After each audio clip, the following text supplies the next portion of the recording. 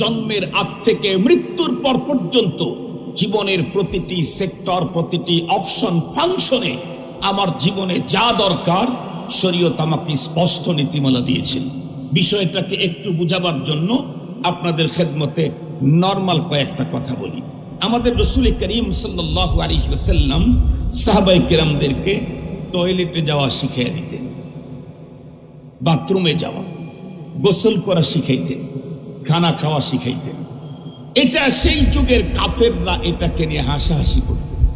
কি বলতো, এটা কেমন রাসূল, টয়লেটে যাওয়া শিক্ষা দেয়, খানা খাওয়া শিক্ষা দেয়, গোসল করা শিক্ষা দেয়, এটা কেমন রাসূল? মুহতারাম হাজিরিন, যে ইসলাম আমাকে টয়লেটে ঢোকার পথ পদ্ধতিতে বলে দিল, সেই ইসলাম আমাকে অর্থনীতি কি দেয় নাই, সমাজনীতি কি দেয় নাই? জোরে বলেন।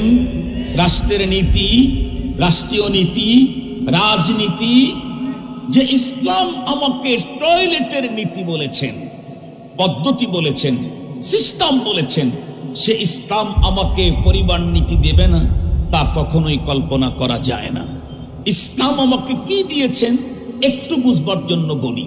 বলেন তো দেখি, প্রতিটি মানুষ পৃথিবীতে যারা আছি, একটু যারা বড় হয়েছে, 10-15-20 বছর হায়াত যারা পেয়েছি, এই প্রতিটি মানুষের জীবনে কখনো দুঃখ কখনো আনন্দ আসেই আসে।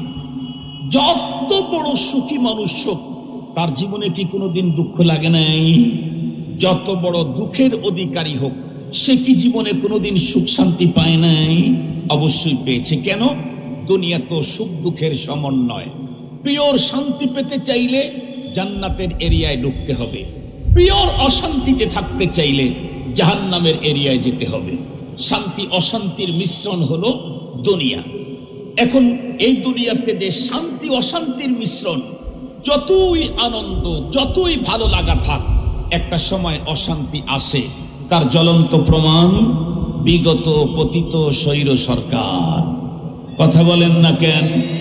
এই অঞ্চলেও হয়তো যাদের দাপটে বের হওয়াই কঠিন ছিল, এলাকায় এমন ভাবে দাপট নিয়ে চলতো, মনে হয় যে পুরা এলাকার টোটাল তার মালিক ওর বাবা আর দাদা, আর এলাকার সব মানুষ এখানে ওদের বাড়িতে ভাড়া থাকে।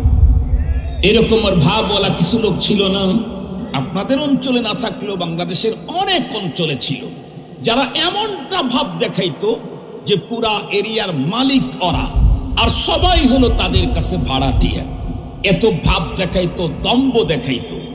এক একজনের অবস্থা কি, সবচেয়ে বড় নেতা যে ছিল, তার বাড়ির কাজের লোকেরও নাকি কয়শো কোটি, পরবর্তীতে জানা গেল আরো কয়শো কোটি, সব মিলে নাকি 700 কোটির উপরে। বুঝেন তাহলে কি পরিমাণে ভাব, কি পরিমাণে দম্ভ ছিল। কিন্তু বলুন তো দেখি, একজন যখন উড়াল মেরে চলে গেল, আর গুলা হাওয়া হয়ে গেল। কথা বলেন না কেন? এলাকায় এখন ওনারা কেউ আছেন কি? থাকলেও গোপনে গোপনে, থাকলেও গোপনে গোপনে। মুহতারাম হাজিরিন, একজন উড়াল দিয়েছে, আর গুলা হাওয়া হয়ে গেছে। এটা দুনিয়া। দুনিয়ার সিস্টেমই হলো এমন, দুপুরের সময় রোদ যত কড়াই তীব্রই হোক না কেন, একটা সময় সূর্যের যৌবনটা ঘুনে ধরবে। সন্ধ্যা যখন হবে তখন তার রৌদ্রের তেজটা কমে যাবে, দেখতে দেখতে সূর্যের অস্তিত্বই গায়েব হয়ে যাবে। আসবে রাত্রের অন্ধকার।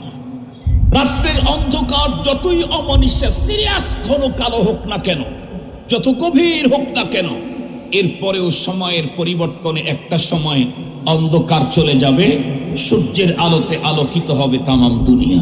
কথা বলেন, কথা বলেন। এই সিস্টেম কার? ওয়ালান তাজিদা লিসুন্নাতিল্লাহি তাহফিলা। আল্লাহ পাকের এই সিস্টেমকে চেঞ্জ করবার মতো ক্ষমতা পৃথিবীর কারো বাবার নাই।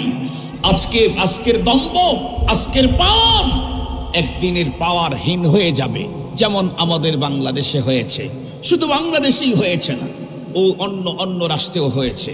মুআম্মার গাদ্দাফি কি দাপটি না তার ছিল, শেষ।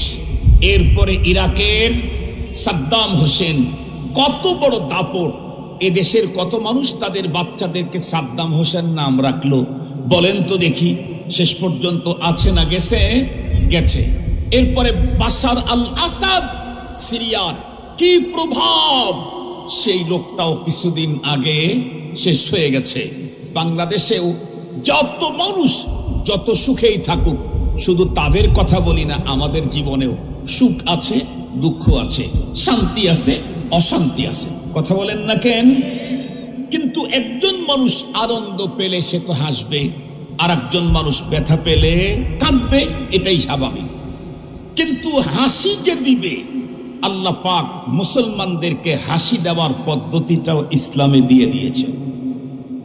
কান্না যে করবে ব্যথার কারণে, কোন পদ্ধতিতে কান্না করবে, এটাও আল্লাহ পাক মুসলিমদেরকে ইসলামে দিয়ে দিয়েছেন।